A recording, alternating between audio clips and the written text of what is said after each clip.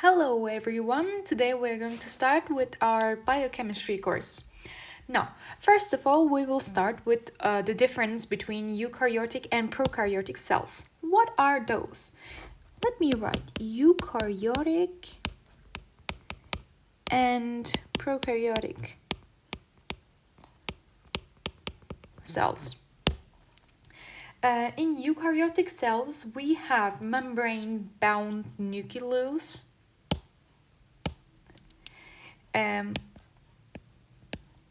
membrane-bound nucleus. Why is this used for? It is used in order to protect the DNA, right? We need to protect the DNA as eukaryotic cells.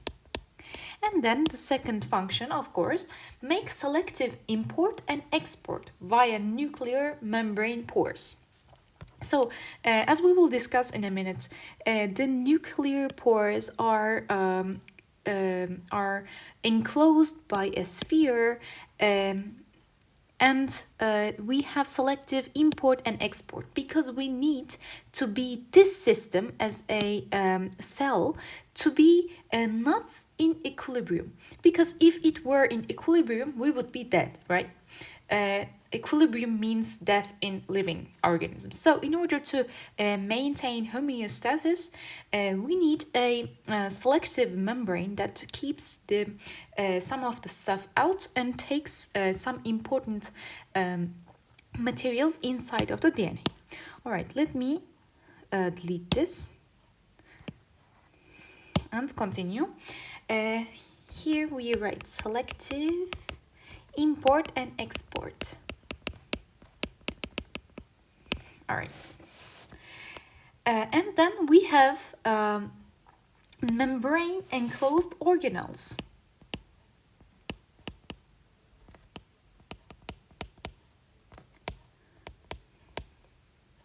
What about those? Do we have any examples of those? Of course, for example, we have mitochondria.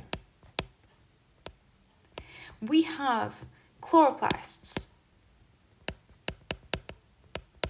And of course, lysosomes. We will discuss the functions and how are they positioned in the cell in a minute, so that we can easily understand how what is their task throughout the cell. However, in prokaryotic cells, what is the difference? The difference is that the nucleic acid, the genetic material, is not enclosed by any membrane, nor any organelle is enclosed by any membrane.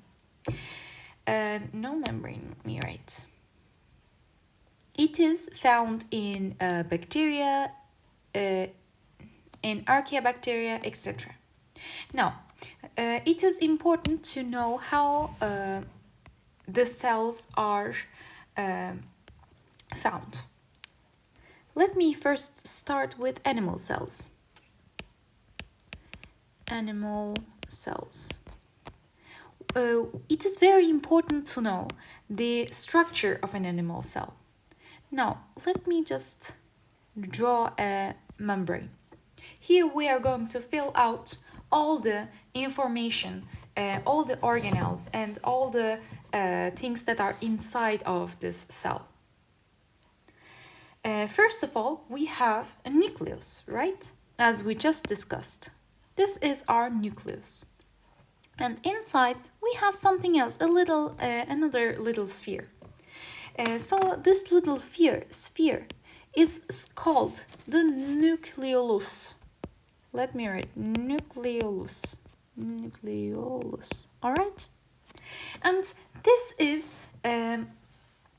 this smaller part inside of the nucleus, and it is the site of ribosomal DNA synthesis. Site of ribosomal DNA synthesis. All right, what do we have next? Now, we know that they're here, this part of the inside the nucleus, we have the genetic material. Now let me emphasize that also. Inside here we have, this is called the nucleus, and we have genetic material in this part of the nucleus.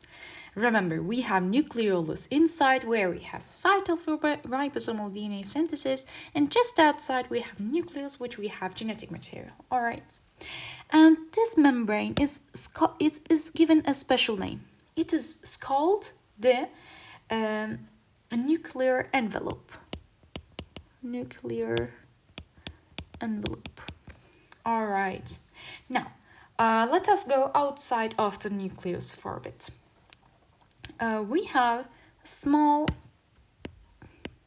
organelles here and there.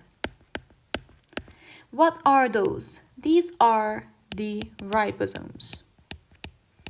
These are very, very important because they are the machines used for protein synthesis.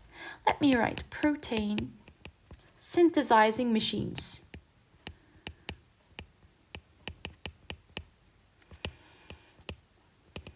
All right, these are very, very important for that reason. And then we have other organelles, a little bigger throughout the cell. And these ones are called peroxisomes.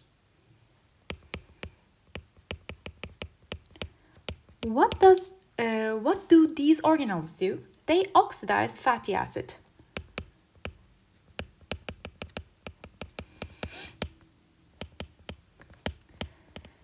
We will come what are fatty acids throughout this lectures. And then when we continue, we can start to notice something. First of all, I want to ask, how does these cells remain in a spherical position, form? Now you might be thinking, well, what else might it be? But remember, they also divide. They also have some movements. They enlarge and so on. So how do they do that? They do it by cytoskeleton, which is like a set of like wires extending across the cell, very thin layers. Wires, sorry. This is the cytoskeleton.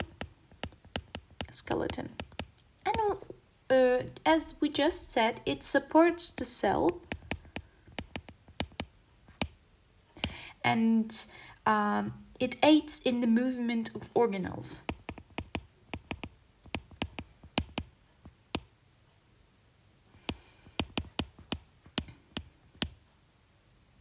All right. Now let us see another organelle. This one has a similar shape, and this is lysosome. What does lysosome do? It degrades intracellular debris. It degrades. So why is degrading important? So let's say mitochondria have just used up a resource and it is floating around in the cell. Somebody needs to degrade it, right? Now lysosome is the organelle which has this function. Let me write. Degrades intracellular debris. All right.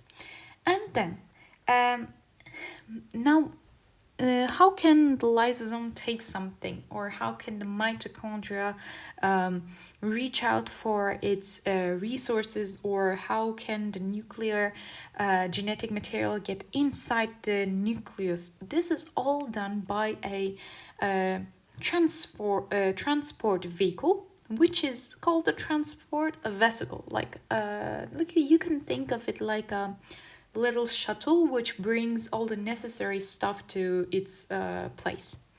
So let me write it here. These are just small organelles, and these are called transport vesicle.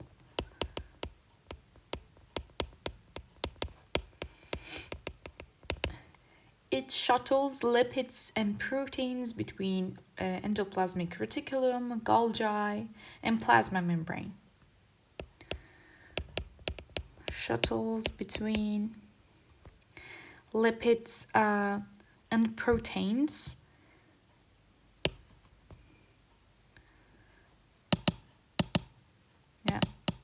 Shuttles lipids and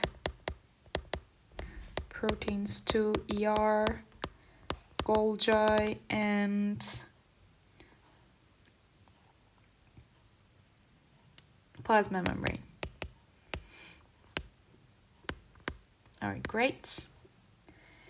And then we have a Golgi complex, which is something like this. It has a weird shape. This is our Golgi complex.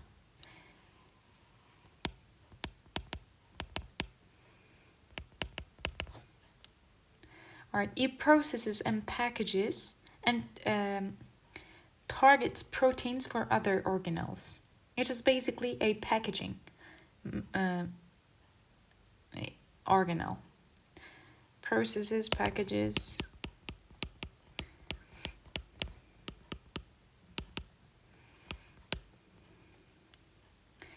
and targets proteins for other organelles.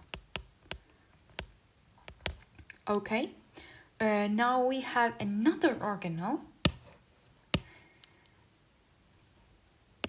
which is just near the nucleus. This is the endoplasmic reticulum. This one is the rough endoplasmic reticulum.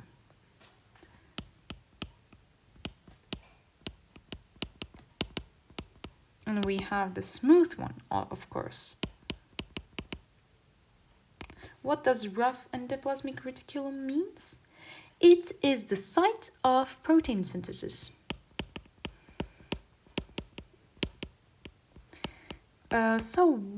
Synthesis. So what was responsible with synthesizing proteins? It was ribosomes, right? So we drew the ribosomes with this color. So the ribosomes are actually on the top of the rough endoplasmic reticulum. We can just draw them attached,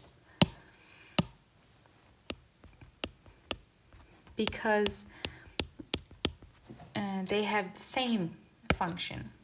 All right, and then we have mitochondria, which is really, really important, like this. These are the mitochondria. Let me write it. Mitochondrion. All right, what does it do? It oxidizes fuels to produce ATP. It oxidizes fuel to produce ATP.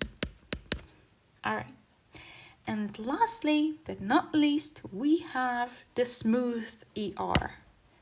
And eventually we are at the end of our organelles, and we have here a smooth endoplasmic reticulum.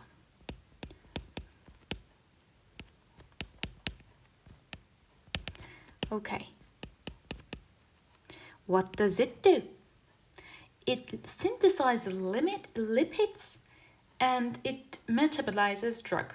It is very important because it is its task is to make drug metabolism, which is really, really important. So let me write it with a little darker color so it is easier to read. We have lipid synthesis and drug metabolism, which is really, really important.